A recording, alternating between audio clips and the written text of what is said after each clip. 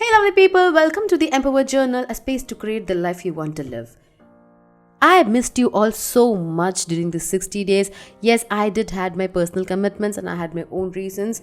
But now I'm back with episode 20 in our Empower Journal because I missed you all so much. So guys, let's get straight to the show. From endless social media feeds to constant notification, mobile has become part of our lives. Nobody denies, right? But what if we disconnect from our devices and take a break from that? Keep thinking, and meanwhile, let me read out the question for the week. Hi there, I'm Shruti and I'm 21. I've heard most of your episodes. Screen time wasn't my interest until 20. I was barely using social media even. But now, after a few events in my life, I spend more time on it. I feel that my only company is phone and I stopped engaged with people, even with my own friends. It feels like social media is making me more narcissistic. In fact, I'm trying to reduce my usage, sticking to calling and texting, but still, even after being so much conscious about my screen time, I still end up spending 3 hours on my phone every day, which is a lot of time. Right now, I feel like I'm addicted to my phone. Hey Shruti, first of all, congratulations. I'm so glad to know that you're able to distinguish the purpose and entertainment at this age. And the best part is, it's a concern. Wow, Shruti, you're amazing. Let me tell you something. The reason we are on phone every 10 seconds is it's too easy to access anything one can possibly think of. And I personally think we see phones as our medium of information these days for all the social media feeds, news and updates, because we also go through this constant fear of missing out of things. But you know what? In the hyper-connected world, it's easy to get lost in screens and lose sight of the real world, the world that we are really living in. I had this realization only very recently. In fact, the realization became overdosed. I stayed away from my own podcast channel, yeah. I know. Even after all the professional screen time and laptop, handphone, I was still spending the same 3 hours what Shruti was complaining in my phone just scrolling for news and social media feeds, which felt absolutely ridiculous when I actually realized. And it so happened me whenever I was bored or I was having free time, I ended up scrolling. And at the end, the worst part is I always felt anxious, overwhelmed, and I was not at all getting inspired from anything. None of the feed gave me the zest I was looking for. And honestly, it was impossible to switch off. I felt disillusioned by everything and what everyone else was doing. I didn't even know what I wanted anymore.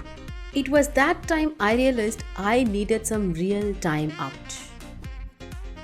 Not to blame, we all were engrossed in spending a year and a half in all these digital assets for entertainment and escapism.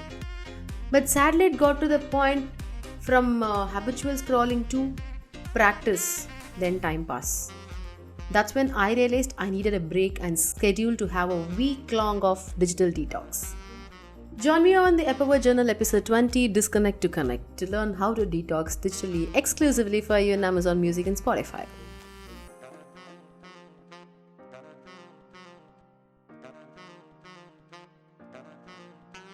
Shruti, to answer your question, yes, there is a way to scroll less and live more. But remember, a digital detox is not a one-time fix. But once you break up with your phone, the one major change that you will come across is clarity, which is also the first step. In this podcast, we will explore the idea of digital detox and how to do it effectively.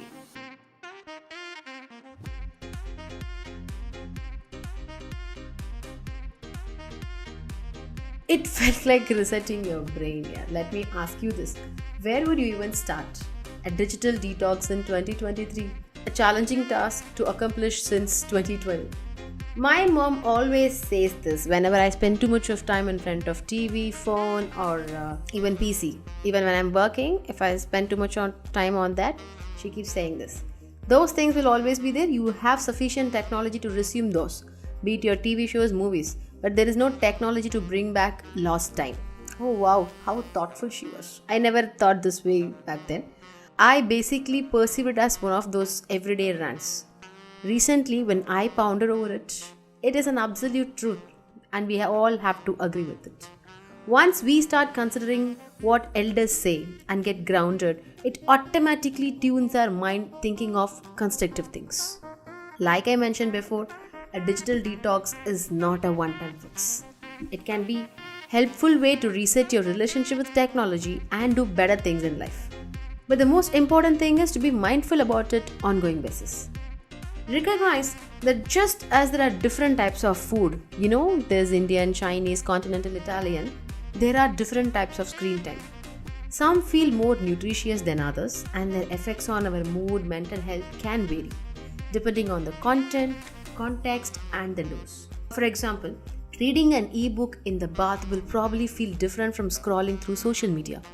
And if you ask about kids, watching cartoons will feel different from participating in interactive music class or live story time. So here are some practical suggestions for doing so. To begin with, try not to start and end your day with screens. There are of course exceptions, but most things you do on screens are likely to be emotionally or intellectually stimulating. Whether it's scrolling through news feeds or answering email or reading a family member's Facebook post or Insta photos. Turning to screens first thing in the morning is likely to get your day off to a distracted, in fact, a stressful start, I would say. Staring at them at the night exposes you to bright light, which affects your sleep for obvious reasons. And another interesting alternate would be creating budget for your day or the activities that you want to engage in, or how much time. So these things will actually keep you off from the screen. Secondly, create a list of off-screen activities that would make you feel good doing it. I understand that our brain desires quick fix and we reach out to our phone by default because we have it with us all the time. To change this habit, make a list of off-screen activities that you enjoy so that when you are free, you will know exactly how to spend. For example, be it going for a walk, meditating, bathing, or listening to music, podcasting, cooking, reading a book, blah blah blah, anything but not the screen. Like that.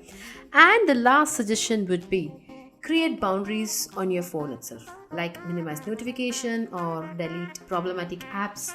Assign different purposes to different devices. For example, you could decide that you'll only check email and read the news from your laptop and use your phone or iPad for socialization or entertainment. And you can also use app blocker like Freedom to help you stick to your intentions or maintain focus when you're trying to work. I'm not getting paid for this promotion, and this is not a promotion. Hope these tricks works for you. There are many reasons to be grateful for technology right now, but it's also important to take regular breaks to reduce tech burnout. Don't be afraid to customize this idea because this is mine and it has worked for me. I'm just not anti-tech at all. Perhaps it would make more sense for you to simply take a break from the news and social media, or maybe you want to limit the number of screens with which you engage. I'm pursuing my purpose around keep it simple, work on basics, and live life by compass.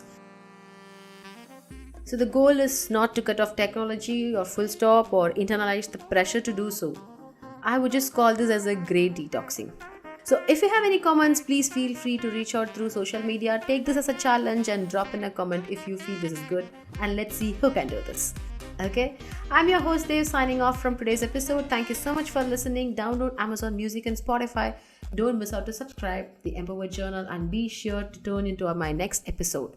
I'll catch up with you soon again. Nandri!